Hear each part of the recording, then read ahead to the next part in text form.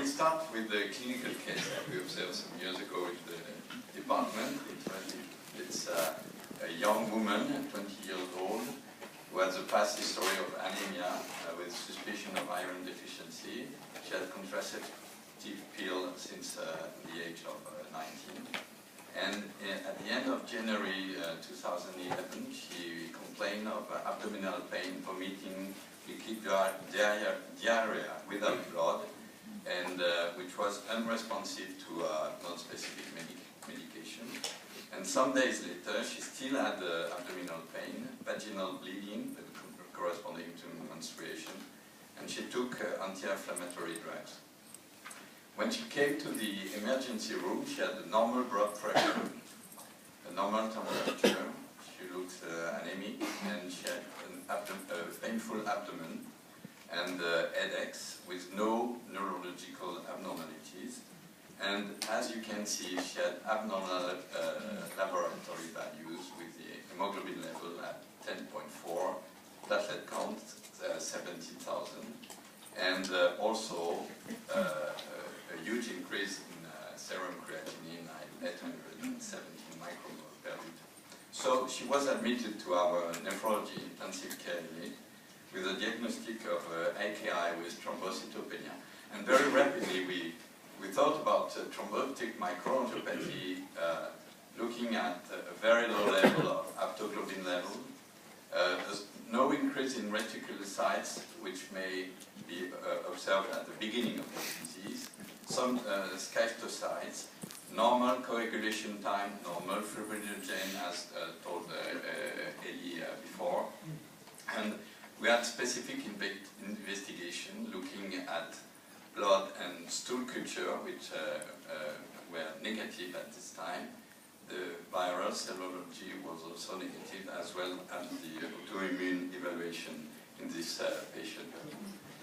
So the renal failure was still important, and she had hematuria and proteinuria. So this indicates severe organ involvement, kidney involvement at this time. No, the urine culture was negative. HERP modification with the abnormal electrocardiogram, and no change in the troponin level. The brain MRI was normal, and she had 2 weeks after renal biopsy showing thrombotic microangiopathy, microthrombi in glomeruli and arterioles, and also, as frequently observed, acute tubular necrosis associated with this disease. So at this time, she had acute TMA, probably HUS. Whether it was TEC-associated HUS remained debated, since she had diarrhea before, but no bloody diarrhea and no bacteria isolated from the stool. Or was it atypical HUS? I'll let you guess. And one day after admission, we learned that there was a familial history of renal failure requiring dialysis in her grandfather, and 3 grandparents died prematurely of anemia. So our patient is here, and the father was had no disease at all, but the grandfather had to be dialyzed for about 10 years, and the grandparents died of anemia at a young age. So we suspect that there was a genetic defect. And actually, importantly, at the early phase, we had a normal C3 level, no evidence of complement activation at that time, which may be encountered.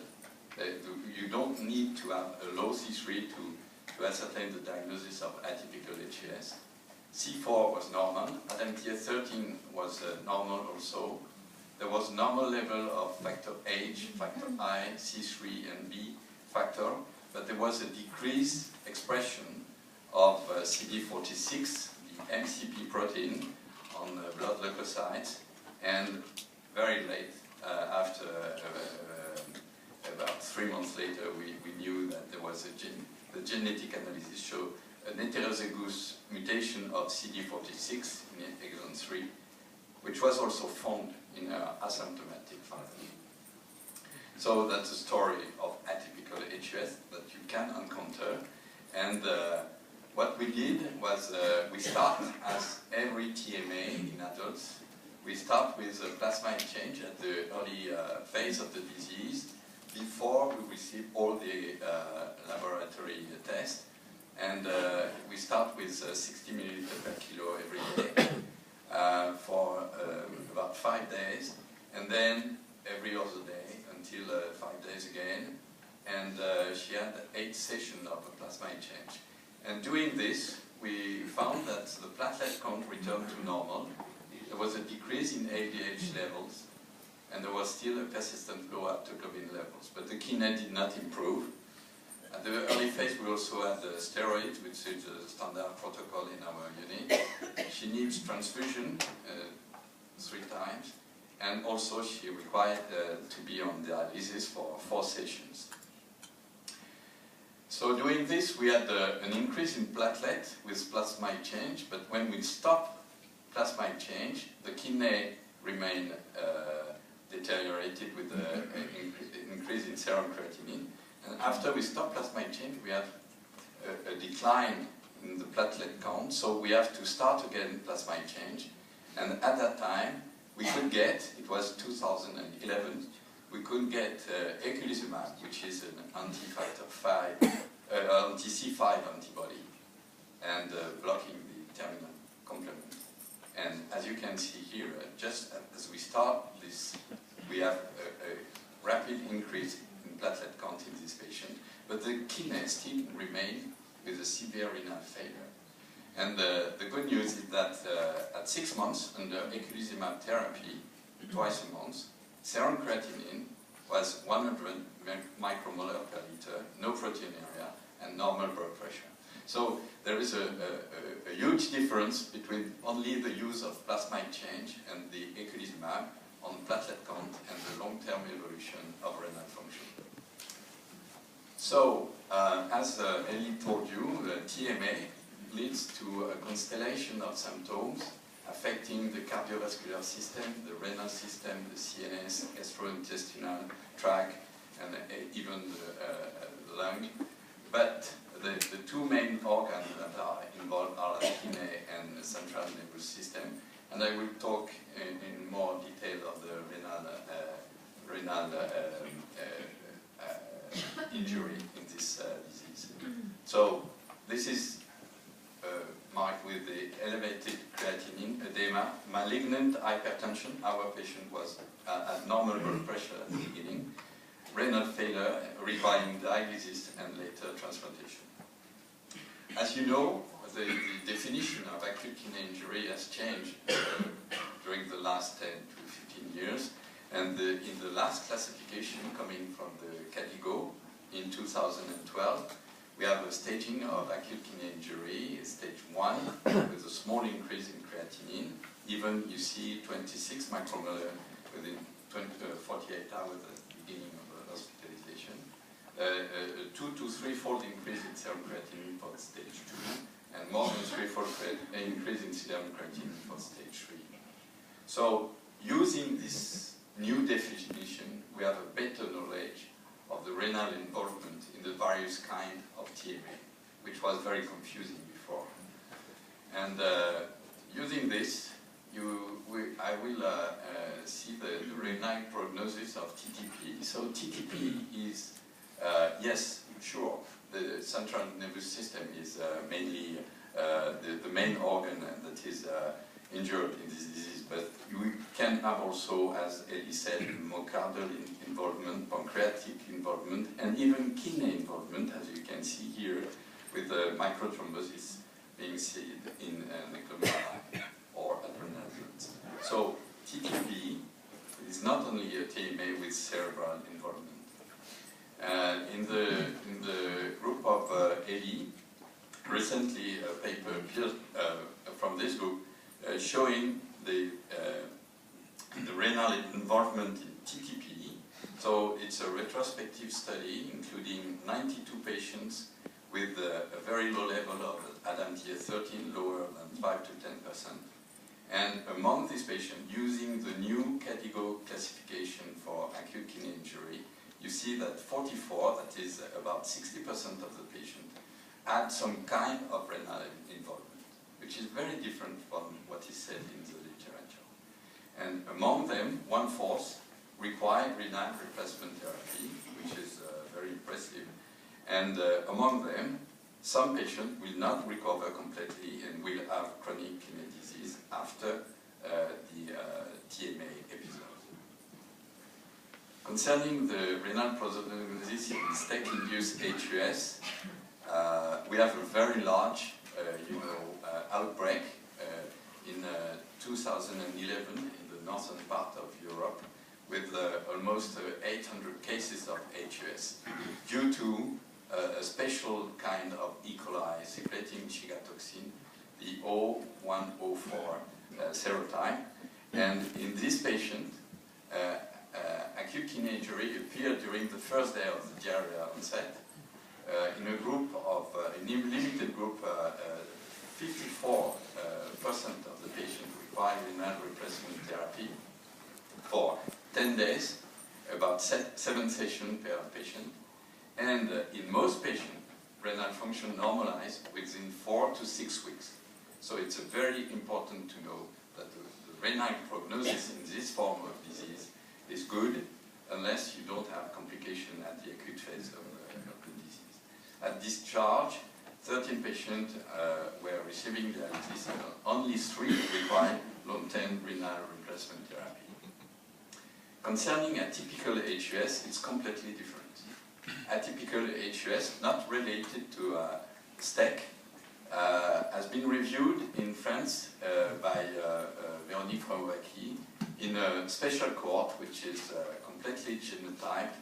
And as you can see, this disease affects children in the young age. You see 1.5 Europe and the mean, but also adults. It's not only a disease of the young age, it's also a disease seen in adult patients, mean age 31 years old. And it's important to see that there is frequently a familial history, about 1/4 of in children, 40% in the adults, as in the case I presented you at the beginning. And the other thing that is interesting is that diarrhea is frequently seen as a precipitating factor, and also pregnancy in women is usually a factor which leads to postpartum HUS. Importantly, you can see that the renal failure in this patient is important, with 80% of the patients requiring dialysis at the acute phase. When we look at the prognosis of this patient before, when we only add a plasmide change, you can see that about 40% of the children lost their kidney at 5 years, and 70% of the adult population lost the kidney at 5 years, requiring either dialysis or transplantation. So we had some benefit at the early phase of the disease, specifically on the hematological sign, but we cannot save the kidney on the long run with the plasmide change. And we need to identify some prognosis factor in this patient. And recently, on an independent cohort, we look at the renal prognosis at 6 months. The patient who had chronic renal failure with a lower GFR, and the risk factor was increase in mean arterial pressure, increase in platelet count, which is a bit surprising, and increase in serum creatinine.